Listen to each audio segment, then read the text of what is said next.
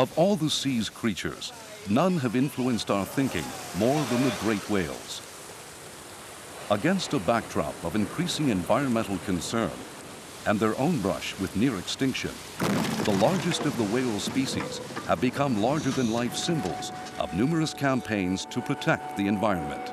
Whales became a symbol for the whole environmental movement because it was so dramatic what was happening to them way back in the 1960s. That a lot of people got interested in a lot of environmental problems, first of all because of fighting for these amazing creatures.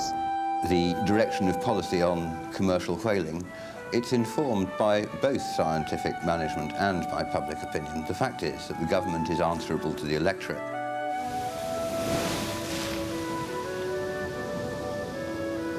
But the nature of public opinion is often unclear, and attempts to gauge it can ignore important issues, such as whether simply protecting all whale species is really the best approach. The current stalemate in the IWC is really in nobody's interest, including the whales. The IWC is fast becoming irrelevant, certainly in terms of broader wildlife management issues. While we continue with the protectionist stance of no compromise, there's a very strong possibility that the IWC will break apart. And unless something can be done very quickly to pull it back from the brink, I think they're in real trouble. Indeed, for some, there is growing concern that we may now be sacrificing more effective international wildlife management in return for little more than a greener shade of whale.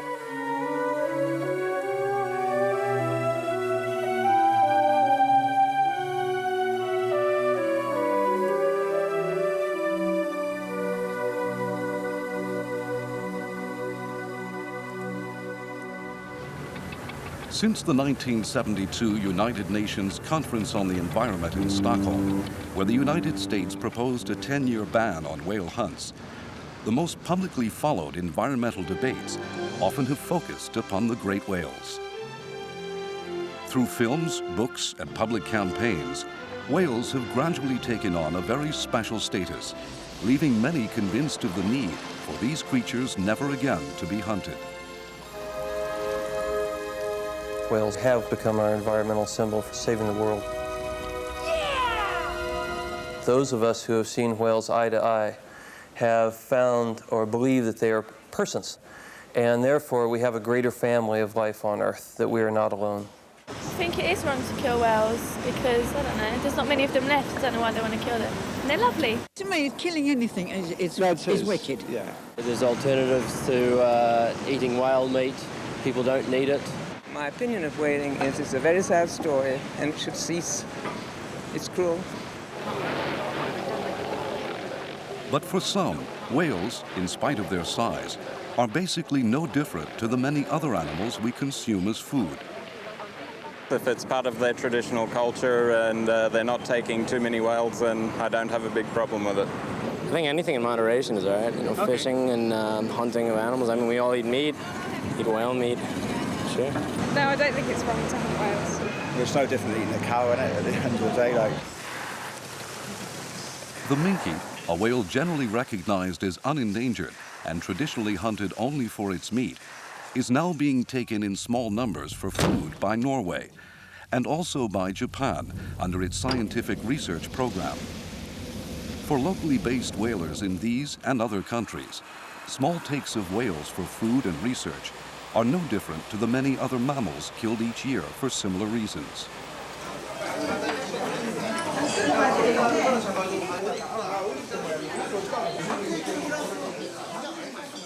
Kujiraがかわいそうやからとか、クジラが賢いだとか、だから殺したらダメとか、そういうかわいい賢いとかそういうことは牛にも豚にも適用されることであって、何もクジラだけの問題じゃないと思います。みんな弁当箱持ってたでしょ。朝ごはんをうちで食べて弁当を持って沖へ行くんです。そして山の見える近い海で捕鯨やってるんです。そして夕方には帰ってくる。そういう捕鯨をなんでその外国がやめろっていうのか。これはもう昔から大変に伝わっている小型沿岸捕鯨なんですよね。そこが私は納得いかない。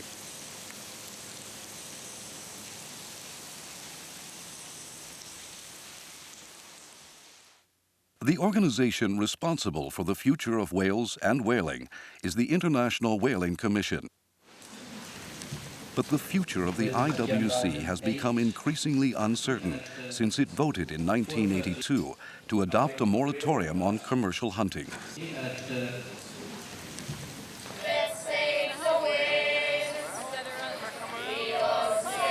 Plagued by confrontation and accusation, the Commission's annual meetings have become a battleground where ideas and views are exchanged in much the same way that boxers trade punches.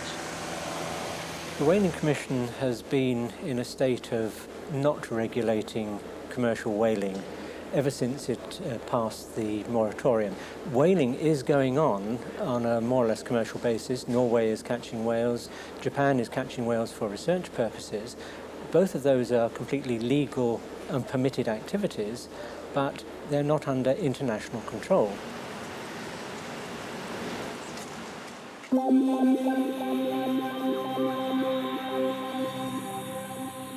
The thing to remember when you're trying to give advice on whaling or managing any natural resource is that it's not an exact science. It's not physics. There's an inevitable risk involved. The level of risk you're prepared to accept is coloured by your philosophical and your political beliefs about the activity. What we're trying to do in the scientific committee is take out as much as possible of this political view by taking uncertainty explicitly into account with simulation models so that you can actually really measure what the risk might be under different circumstances. The IWC adopted the current moratorium in order to more accurately assess stock numbers and develop a new management program capable of taking uncertainty into account and ensuring safe hunting quotas.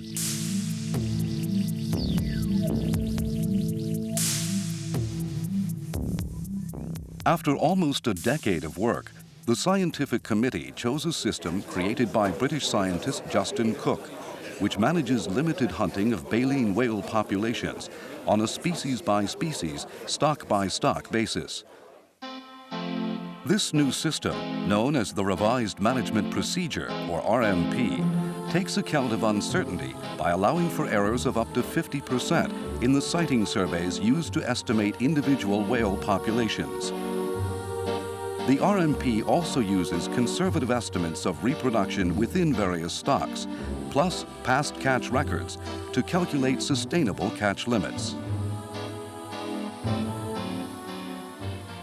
The RMP is a scientifically based system for determining safe limits to whaling so as to ensure that any future commercial whaling would be sustainable and that there would be no risk to whale populations of overhunting.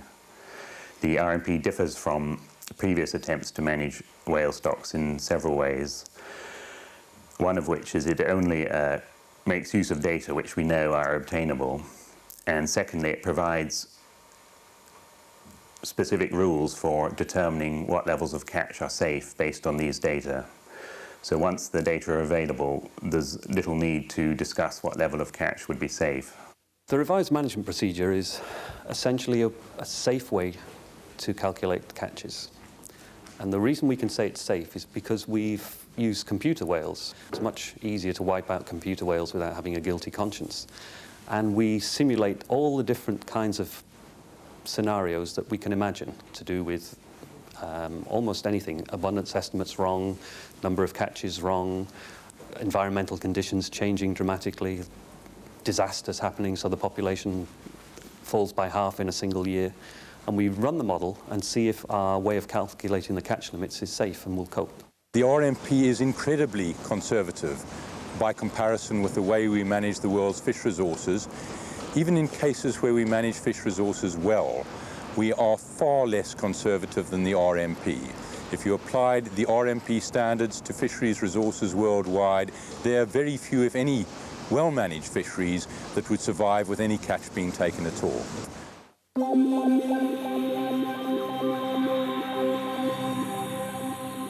Some countries in these debates they have put themselves in corners where there is very little room for debating, actually, for going towards other countries, and so it's very difficult for them to move.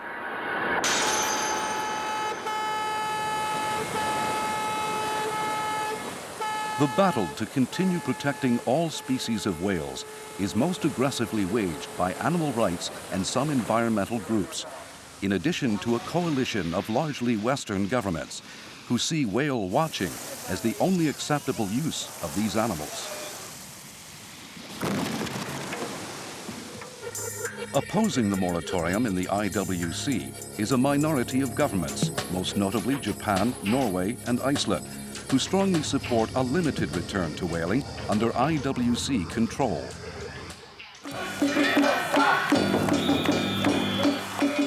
For these traditional whaling countries, whales like the minke symbolize long-held traditions and cultural values they are determined to maintain.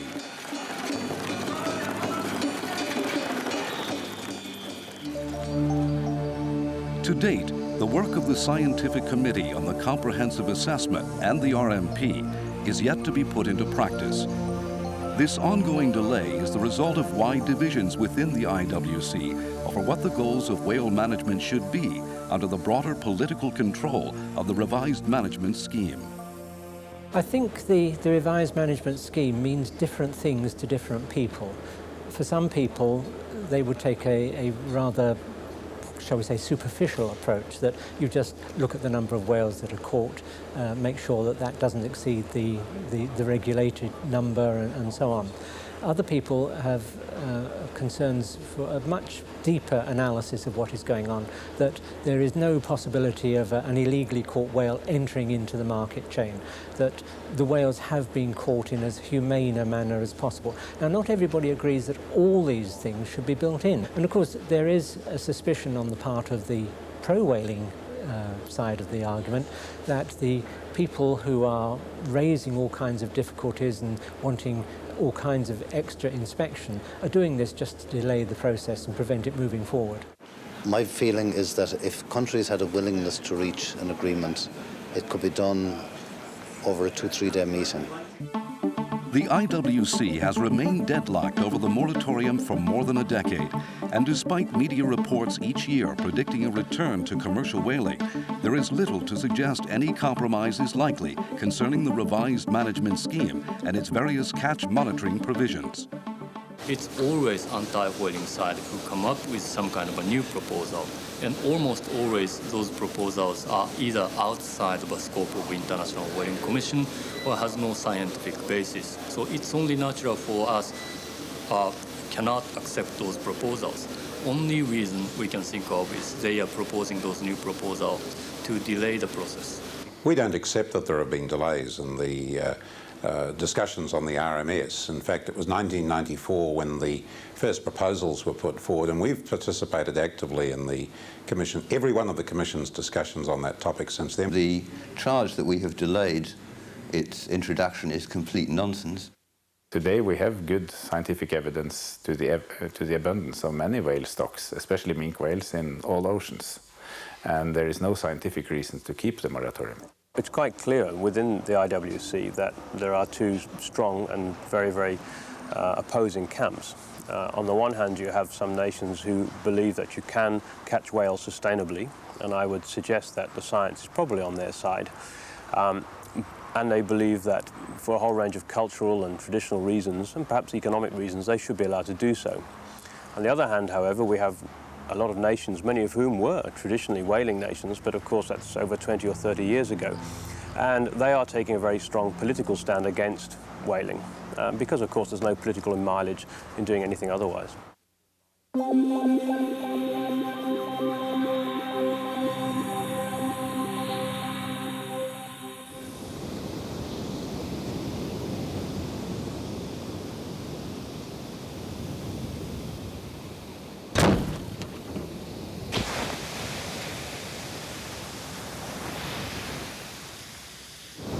Popular support for ending commercial whaling came as a response to the excessive large-scale commercial hunting of the first half of the 20th century. The opening of the Antarctic to whaling in the early 1900s, followed by the introduction of a new hydrogenation process for using whale oil in the production of margarine, provided the whaling industry with both access to a huge number of whales and unprecedented demand for its product.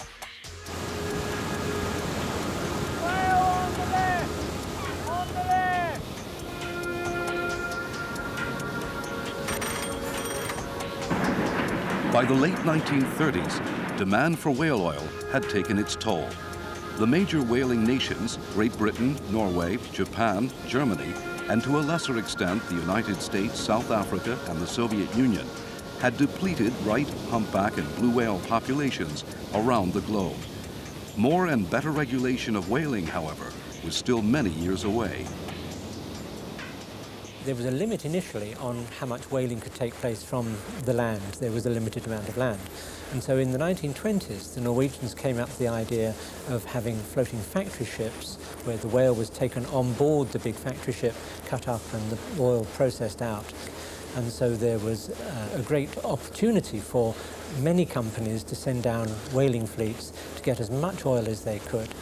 And the net effect of that was that so many whales were caught in the 1930 season that more oil was produced than could be sold in the world in that 1 year.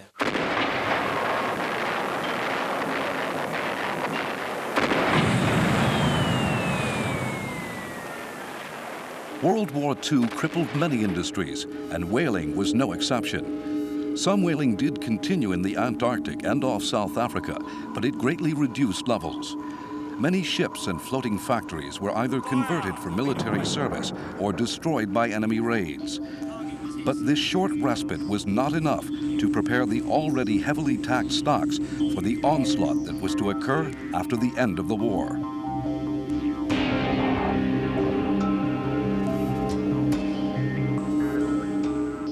By 1945, much of Europe and Japan had been left in ruins, and food shortages, in particular fats, were widespread. Demand for whale oil was again set to climb, and in response, the whaling companies, with strong support from their governments, made ready once again to set sail for the Antarctic. By the late 1940s, the stage had been set for what would soon become one of the most intensive periods of hunting ever.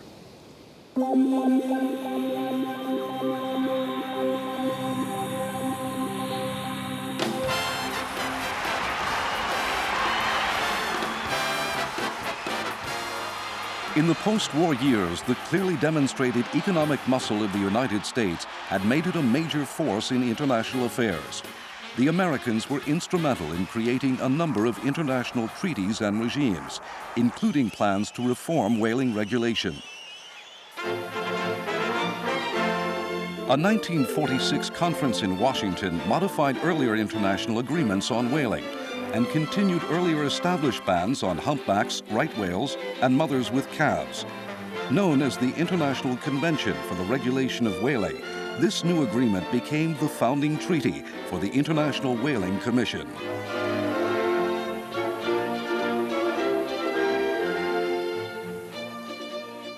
The IWC held its first meeting 3 years later in London in 1949, setting an annual Antarctic quota, but also raising the ban on humpbacks. The IWC's brief was to conserve whale stocks in order to promote the orderly development of the whaling industry. However, what occurred during the first 15 years of the IWC's existence was far from orderly.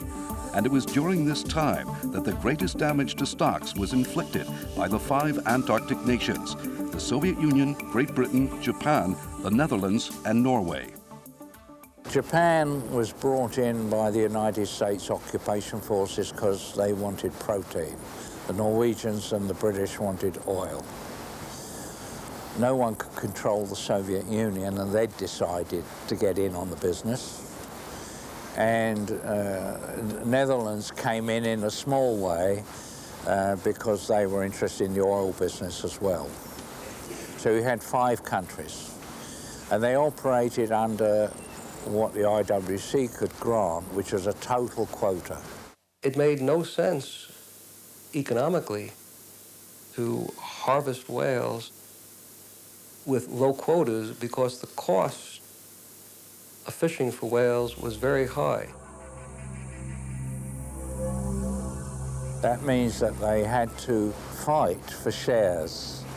In order to get bigger shares, all the countries had to increase the number of ships, increase the number of catcher boats, increase their efficiency, and so on. The amount of effort to catch a fixed number of whales was increasing all the time. And that started what we called at the time the Whaling Olympics.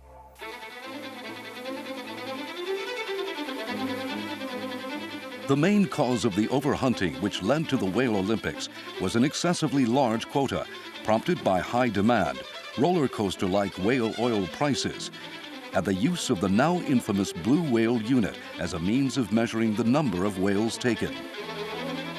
The amount of oil from a blue whale was about the same as you got from 2 fin whales, from 2.5 humpbacks, or 6 sei whales. All of the oil from the different species can be mixed in the baleen whales, but it did mean that the output of oil could be regulated by the numbers of whales that you took of the different kind. During the 1950s, whaling became a race against time to catch the largest number of whales faster than anyone else before the quota was filled. And since catching the biggest whales was the quickest way to do so, the blue and fin whales were the first choice of every fleet. When the whaling fleets were down in the Antarctic, they knew that there was a limit to the number of whales that could be taken in any one season. For example, 16,000 blue whale units. And so each operation wanted to get the largest share possible of those 16,000 blue whale units. Catching one blue whale was a lot easier than catching 6 sei whales, for example, for the same amount of oil.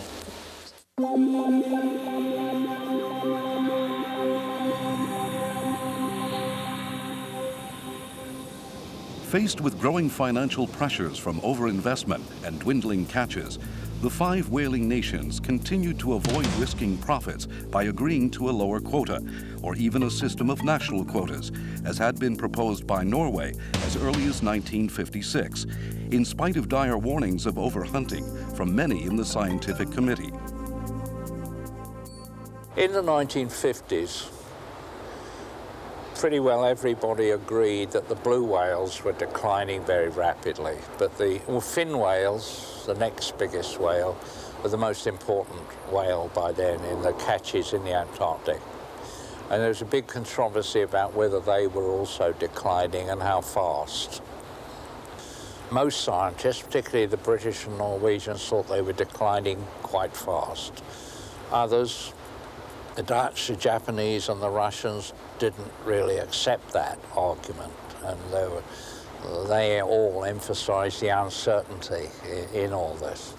And in fact, the numbers were very unclear. But that uncertainty allowed countries to resist reducing the quotas.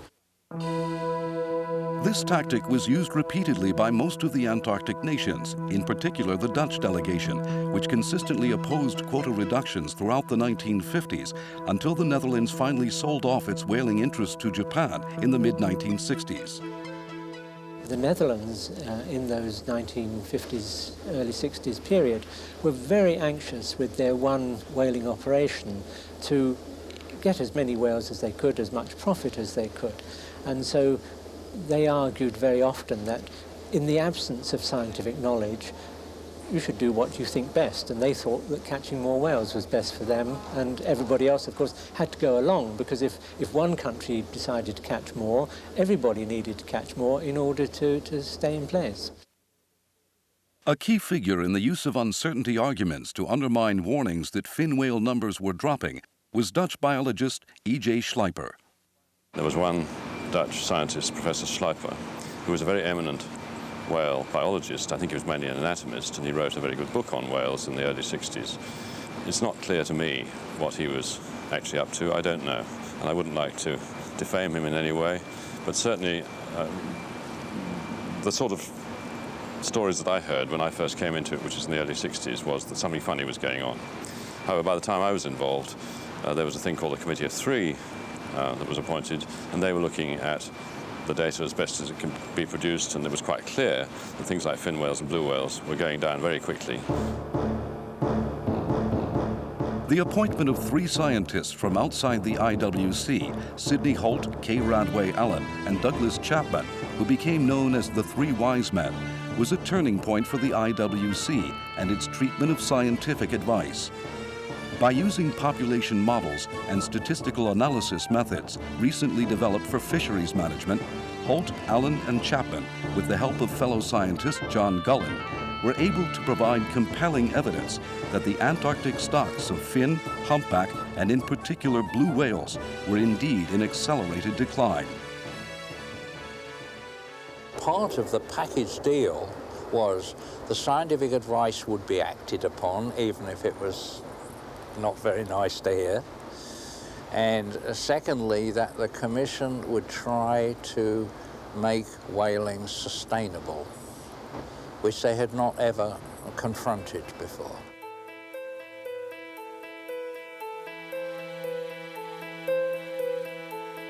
The increasing scarcity of large whales in the Antarctic finally convinced the Commission to follow scientific advice and reduce the quota in the 1963-64 season. The 5 Antarctic nations, after nearly a decade of discussion, also had reached agreement on a national quota system. But by this stage, it was too late to save Antarctic whaling from collapse. Britain and the Netherlands cut their losses by selling their quotas to Japan, while Norway maintained its quota but stopped hunting. By 1968, Japan and the USSR were the only nations operating in the Antarctic or elsewhere on a large scale.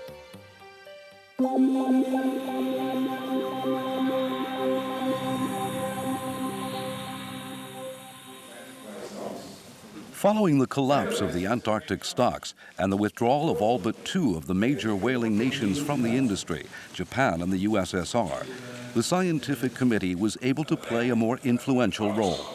And although the new willingness in the IWC to listen to scientific advice resulted in the abandonment of the Blue Whale Unit, the Scientific Committee's newfound influence was, however, to be short-lived.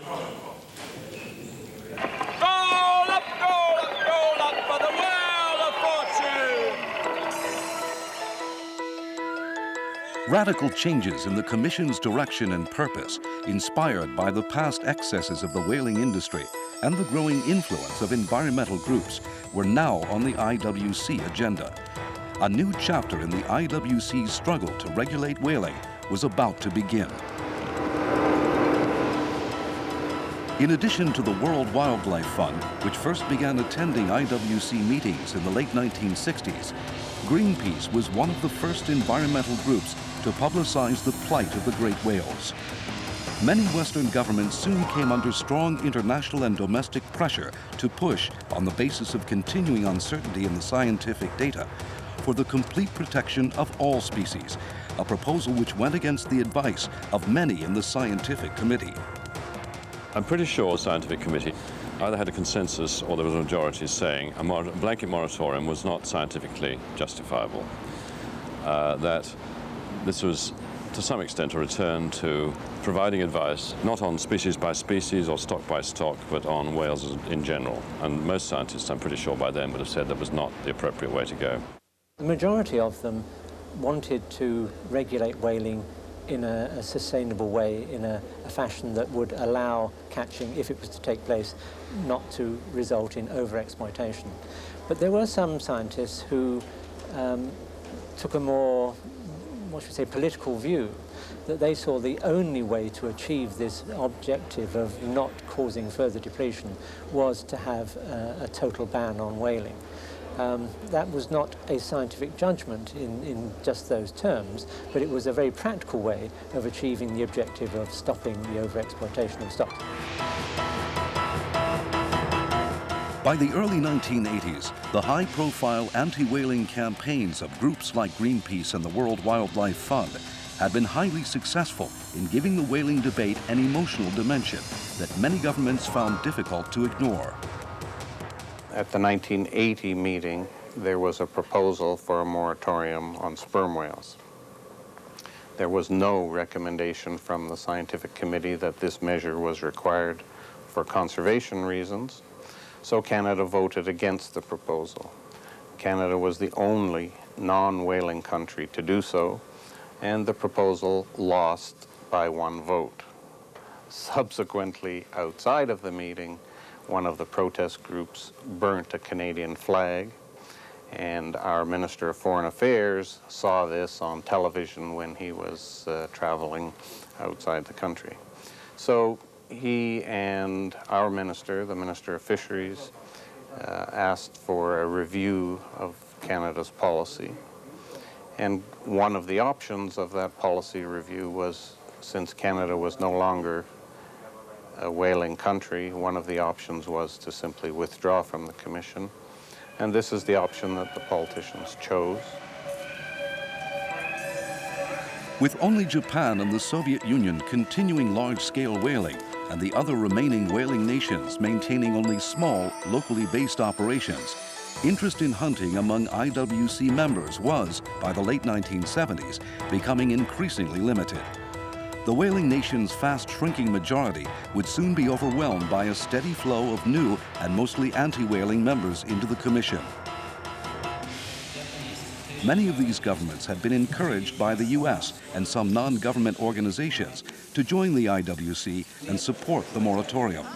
When the U.S. ambassador or his or her representative call on you and you have no involvement with whaling at all, and it costs you nothing or hardly anything to join the Whaling Commission, but you have now earned a brownie point with the United States. So a number of countries joined, so we've gone from 14 member states now to 40 member states. Many of those new members not only do not whale, they're actively opposed to whaling. Ironically, nearly 2 decades later, Japan would be accused of employing similar tactics in order to have the moratorium lifted.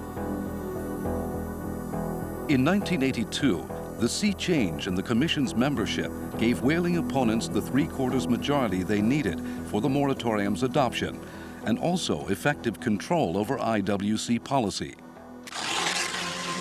Scientific uncertainty had become a major issue again, but this time its employment was working against the interests of the whaling countries.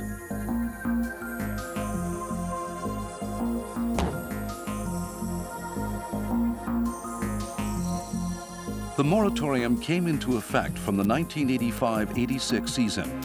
Japan, Norway, the USSR, and Peru each lodged objections in the IWC against the moratorium, which legally entitled these nations to continue whaling. Japan, however, later withdrew its objection under threat of fishing sanctions in U.S. waters, while Norway and the Soviet Union maintained their objections but halted whaling.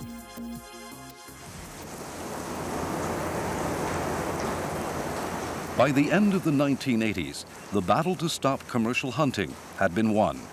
But the IWC was about to enter yet a new round of conflict, and once more the role of the IWC Scientific Committee would be brought into question. The whole question of providing scientific advice to a political body is complex. It's an important part of the equation, but generally speaking, the people who take the decisions are politicians. And of course, they may take scientific advice into account, particularly if it's unanimous. If it's not unanimous, of course, they can choose the little part of it that fits in with their particular beliefs. But of course, politicians also are very conscious of their, if you like, public opinion within their own countries. And I think in the context of whaling, it's become such an emotional issue over recent years that many of the political people within the Commission see that as more important than the scientific advice.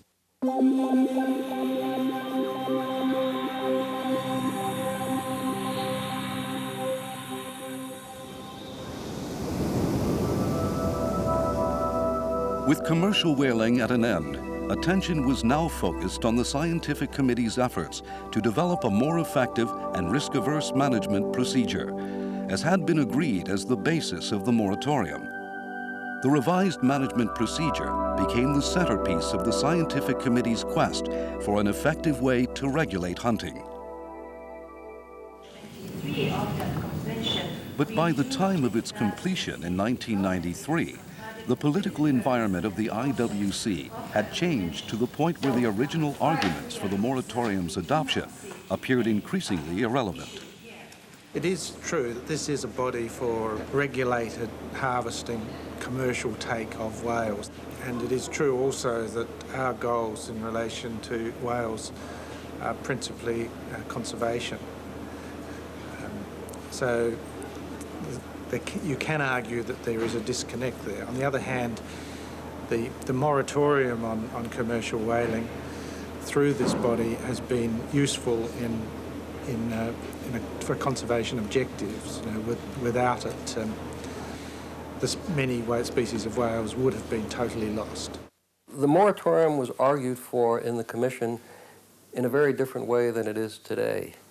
The United States forcefully argued that the data clearly showed whales were in deep trouble, and that for most species, hunting should come to an end if we are in the future going to have the opportunity to use these species to feed the ever-growing populations of human beings.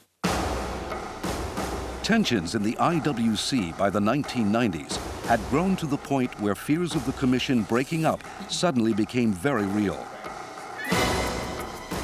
Iceland's departure in 1992 in response to the growing resistance within the Commission to whaling, and Norway's unilateral return to hunting minke whales in the North Atlantic clearly demonstrated the whaling country's impatience with the IWC's increasingly protectionist line. The reason why we did leave the Commission was that we believed that at the time the Commission was actually, well, it had become a non-whaling commission rather than a whaling commission. The so-called moratorium was adopted and it was supposed to run until 1990, and then it would be reviewed based on the best scientific findings. And when it came to that deadline, it was quite obvious that a number of countries did not have any intention of upholding that deadline and just wanted the moratorium to go on without any scientific reasoning. With the 1993 meeting in Kyoto came increasing political wrangling over scientific uncertainty. The moratorium was causing enormous tension within the Commission, both in the plenary sessions and the scientific committee itself. The result was the rejection of the RMP against the scientific committee's advice and the resignation in protest of the then chairman of the scientific committee, British scientist Philip Hammond. Perhaps for the first time in many years, the Commission didn't accept essentially the recommendation of the scientific committee. And the chairman in particular, Phil Hammond, saw that as almost a waste of 8 years of his life. And one of the reasons for that was because the scientific committee is the body set up by the Commission to address scientific issues. And yet some of the commissioners were asking him questions which tried to imply, not terribly well, that we hadn't done a good job. So they were trying to ask quite small questions on the details of the revised management procedure.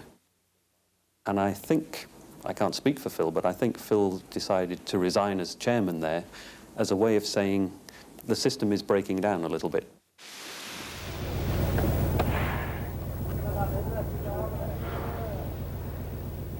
In 1994, the RMP finally was accepted by the Commission, but not without some strong reservations. Opposition to the RMP had focused upon how it dealt with uncertainty and the levels of protection it afforded baleen whales, such as the minke, a species the scientific committee believed was numerous enough to support limited hunting. Similar arguments over uncertainty and how much precaution is required are now delaying the RMP's implementation within the revised management scheme. When the moratorium was established in 1982 and decided upon, there might have been some valid concern that the scientific uncertainty could lead to extinction of whale species. And at that time, the reason was science. But this has gone a long time away. Now the debate within IWC is purely a cultural debate. Is it right or wrong to wait? But the reality is, for political reasons, I think the wildlife management community have put a fence around whaling and said that is something which we're not interested in anymore. The whole system is political, and we don't want that issue to spill over into the current debate, issues like the Convention on International Trade in Endangered Species or the Conference on Biological Diversity. I think everyone is trying to keep the IWC at arm's length. Since ending whaling in 1988, Japan, under the provisions of the IWC Convention, has hunted up to 500 minke whales each year, in addition to a smaller number of sperm and Brutus whales since 2000, for research purposes. Critics claim that this research is unnecessary and is merely a cover for keeping whale meat supplies in the Japanese market. We don't think you've got to kill whales in order to research them. There are very adequate non-lethal means available to conduct all the research that's necessary for management purposes. Japanese scientists, however, defend their work as necessary for a better understanding of whale populations and how their numbers may affect the status of the world's already heavily exploited fisheries stocks.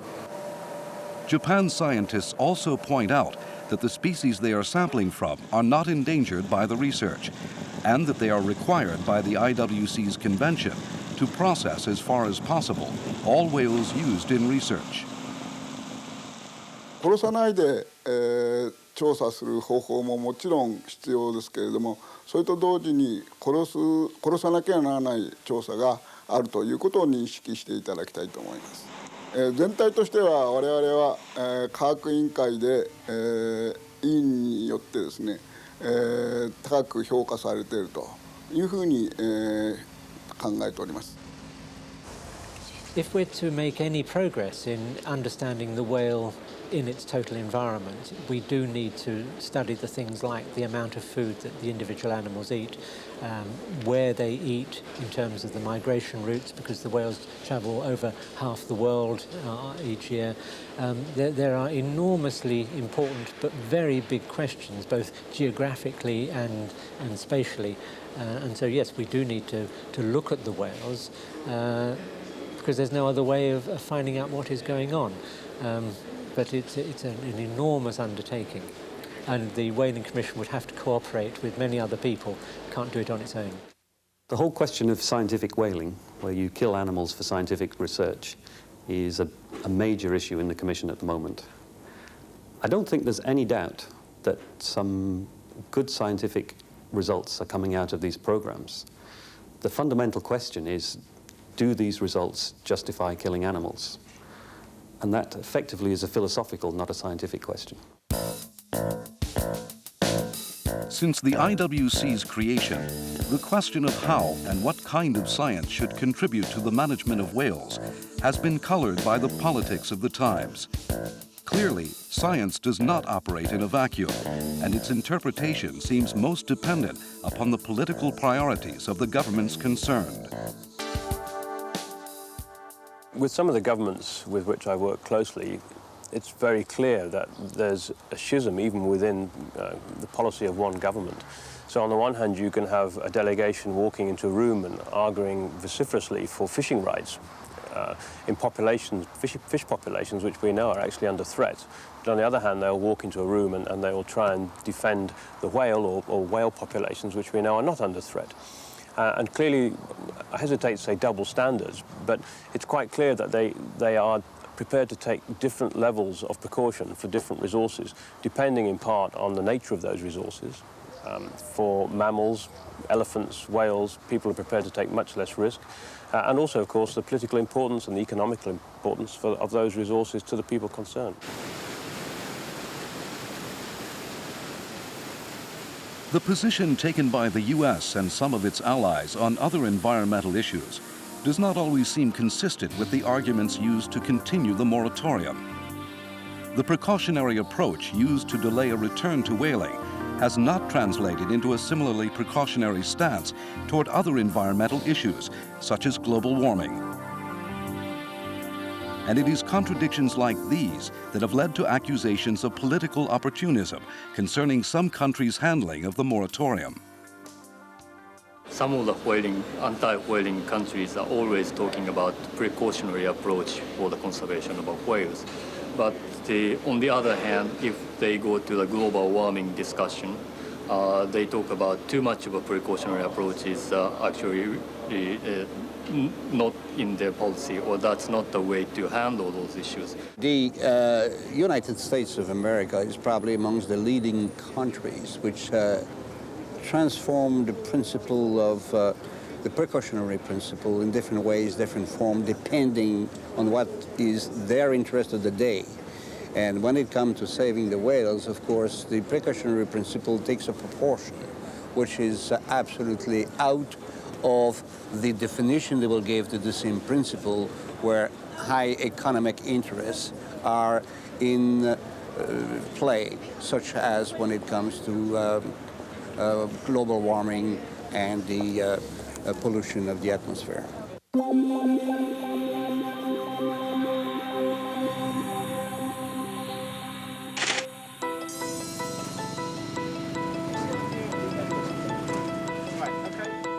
The media coverage the IWC meetings attract each year reveals a confusing array of competing views, as environmentalists, animal rights groups, and pro-whaling lobbyists all compete for top billing in tomorrow's news.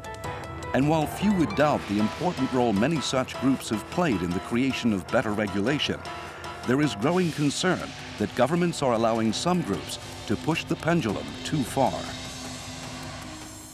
It's quite clear that non-government organisations have had an enormous impact on the whaling issue and the IWC in particular. Even though they're not actually allowed into the meetings and are not allowed to say anything, they are always there hovering around the environment. And what is happening is I think many delegations are looking to the NGOs, and I wouldn't say they're trying to buy them off, but they're certainly trying to please them to get some green credentials, because of course on many other issues they're at odds with those very same NGOs. Probably the influence of national agendas such as that of United States, that of United Kingdom, that's of New Zealand, that's of Australia, are governed and dictated by extreme NGOs, which are animal rights NGOs or protectionist NGOs.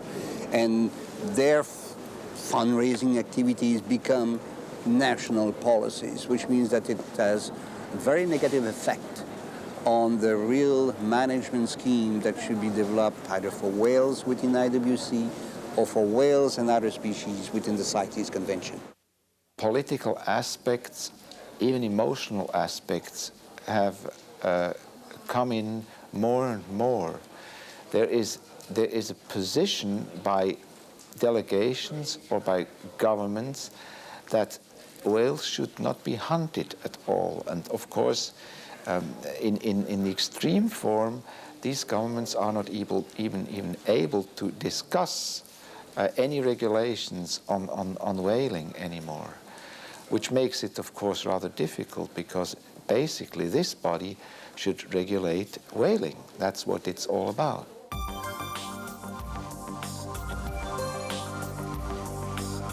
As the IWC moves into the 21st century, international cooperation on the management of whales appears more distant than ever. In the long term, the biggest casualty of this conflict will most likely be the IWC itself, along with the goal of more and better international cooperation on wildlife management. Whales, for the most part, occur over a large range. And to be managed effectively, we need them to be managed over their total range. And I think the IWC, frankly, is the place to do it, and I would like to see it behave in a rational fashion. Now, I think the deadlock that's happened in there today has to be broken. Otherwise, all of this will be just lost, and it'll be reenacted again and again, year after year, people going away frustrated, not really getting what they want to get. I'm not sure where it's all going to head, but something's got to shift. That's quite clear. Otherwise, the IWC will be defunct, and it'll be a joke. Whether or not the IWC can break the stalemate it has remained trapped in for over a decade is still unclear. But its future will no doubt depend on the willingness of governments to base their policies on the bigger environmental picture. A picture which includes a vision of more than simply a greener shade of whale.